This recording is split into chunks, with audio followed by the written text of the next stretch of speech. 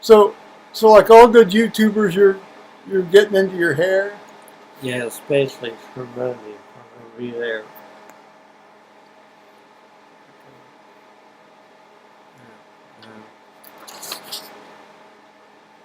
We're having a period of euphoria, guys. Euphoria. In this case, not an unreasonably happy moment. We're very happy. Joe and Paul here on February 19th, Thursday, 2015.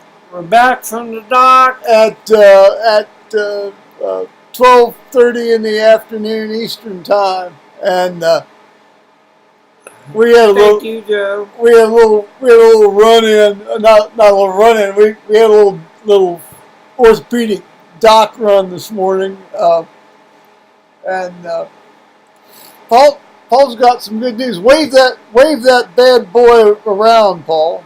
Which one? The foot that's no longer in the encased in the thing here.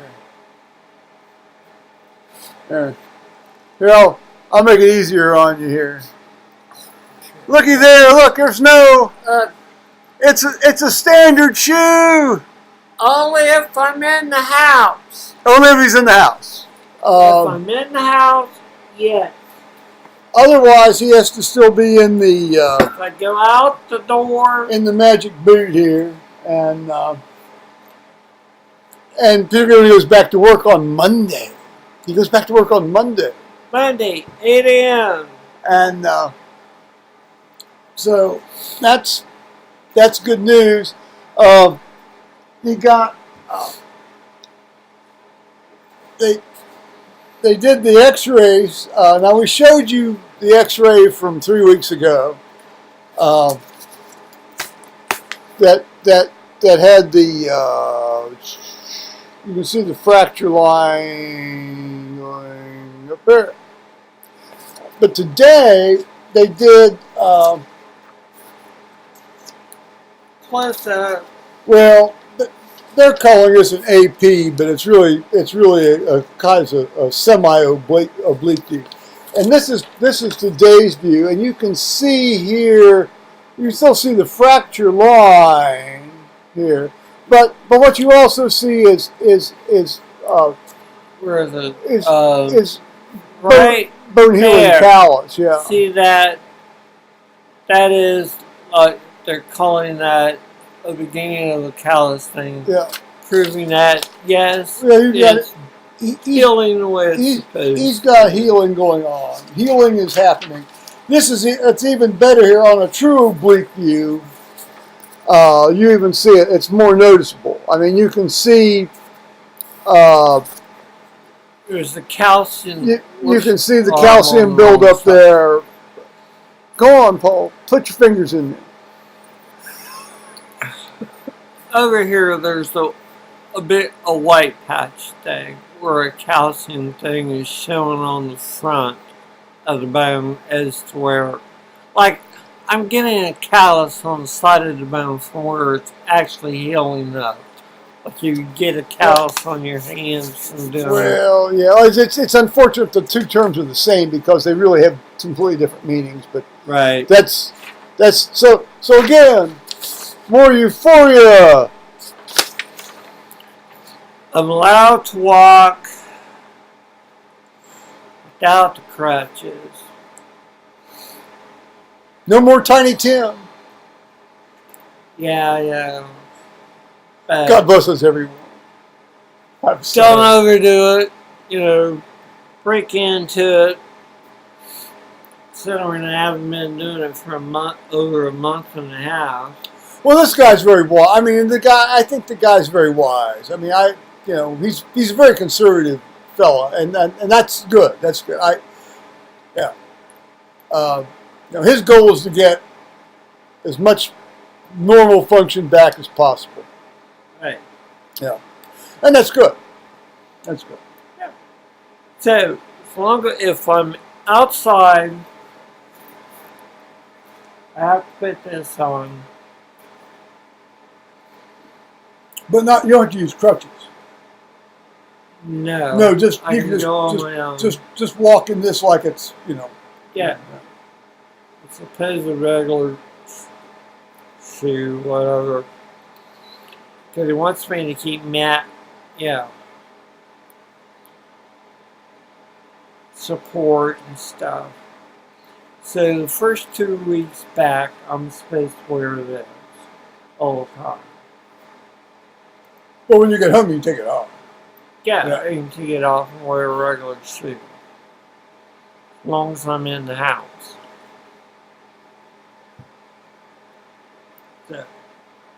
So then, I'm sorry. Go That's where we are. Well, That's no, where I we don't are want right now. I don't want to interrupt you. And you know when we work a heavy, busy weekend and stuff, like, okay, he said, like, if I go back and do Monday and Tuesday, I should take Wednesday and Thursday off. They don't want you to do 4 hours on those days. Right. I'm Yeah. only allowed to work 4 hours the first week back a day. But then you can go And then the full, second week, full on, and after that. said I can do 8 hours a day. So basically back to your regular schedule. Right. Yeah. But keep the boot on and Until essentially at some point he said, at some point you're just going to realize you don't need it anymore. right. But I think he wanted you at least the first 2 weeks, and then after that, I think it was more or less up to you. right. Yeah. And then don't do like a bit of like weekends are always busy and heavy. Okay, this is the Arnold Schwarzenegger. Yeah, you got a thing. full booking coming in. I mean, there's all kind of cheerleaders and stuff coming in this week and stuff. So after we saw the doc, we stopped and Paul bought cigarettes at the UDF, and then we went down to the hotel, and he took in his paperwork to show his manager, the good DD. Right. Yeah. What's going on and that I could come back. And she was delighted to see it. Yeah, and she's going to do the schedule thing 30 next week because my actual supervisor is out because She's got a leg problem too. She had her ankle worked on too. She's got a leg problem too. And, but she's not wearing quite what I am. But I was teasing her one day at a meeting when I went down there. How my foot thing was bigger than hers. Too many notes.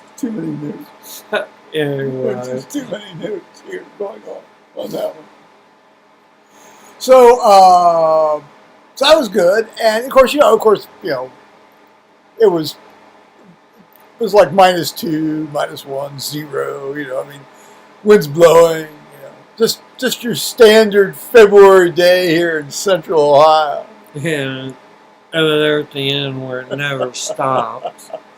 So then, I took Paul home, and then I went off on various errands.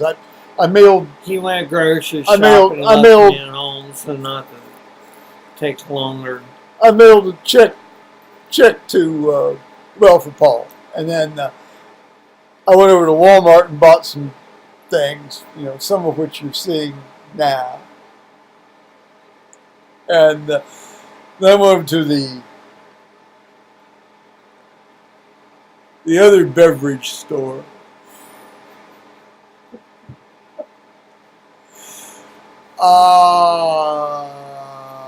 That's home safe by the grace of God. And so Paul was just going through some of this other paperwork with me, and some sort of typically incomprehensible insurance statement, but nonetheless he had to write like a $570 check $600. to some joint this morning. Yeah, for one day. Yeah. Well, see, what it was is and when he was in the hospital, at the end of December for that day, he wasn't in the hospital. I was treated as an outpatient. That was all considered an outpatient, which, means they're allowed to charge more for that. On insurance, they're allowed to charge insurance more for outpatient than they are for inpatient stuff. So any and every little thing they freaking walk in and think they're doing. And so as a result, what he has to pay out of pocket is correspondingly larger as well. So it's very much like what has been well known to go on in Medicare circles. As any doc with 3 neurons firing together will tell you that, if you have a Medicare patient in the hospital, once you've achieved not maximum medical benefit, but maximum Medicare reimbursement for the hospital benefit, the patient is discharged, because if you kept the patient in there any longer, Medicare would pay a certain amount, but it wouldn't be paying as nearly as much per day or usage of whatever's going on, then when you hit this certain sweet point. And surprise, an independent audit found this to be true. Oh, wait a minute. What did we just find out, guys? We found out that people change their behavior to maximize the amount of money they're going to get for their behavior. And the service that they performing. One of the mysteries of life has been decoded. Since you're here and you're an outpatient, and this is what we're going to do for and that's you, it, and we're only going to do what Medicare pays. Well, you didn't necessarily need to be. That, well, in reality, you didn't really need to be an inpatient. We're not going to do it. But it's just a name game. It's a nomenclature game. In this case, this would be a situation for non-euphoria. So we'll do the international idiot symbol for non-euphoria. As in, do not enter. The extinguishing of euphoria. On a one-way street. The extinguishing of euphoria. No parking here.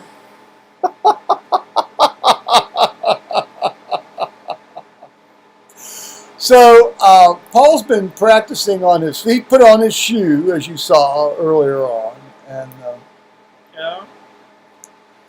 and I'm walking on it. Yeah, and it's smart. Well, now you did elucidate a maneuver that you weren't all that happy with. It was that rotatory. Yeah, that rotatory stuff. Twisted on it. All standing on it. Yeah. Well, I had noticed earlier when he was on the crutches, using the crutches, that there were a couple of times and as Paul said, he says very unintentional, inadvertent, very unintentional, and he had made a rotatory motion, around the ankle, and sort of, while I didn't see you visibly wince, I said to myself, this is not a particularly good move for his situation right now. No, I'd say ouch. To yourself. I never heard you. Yeah. But it's but you did damn that. It laugh. But you did that. You did that today, and you remarked. This is the first time you remarked on it to me. Right. Yeah. I'm gonna try not to do that. Yeah. Well. And I had while walking on this thing, I'm feeling stuff back here in the back. But that's because that could be muscles. Right. Yeah. That I've not been using for like 7 weeks or so. He's 7.5 weeks out. Because I've been wearing a big boot. The big boot.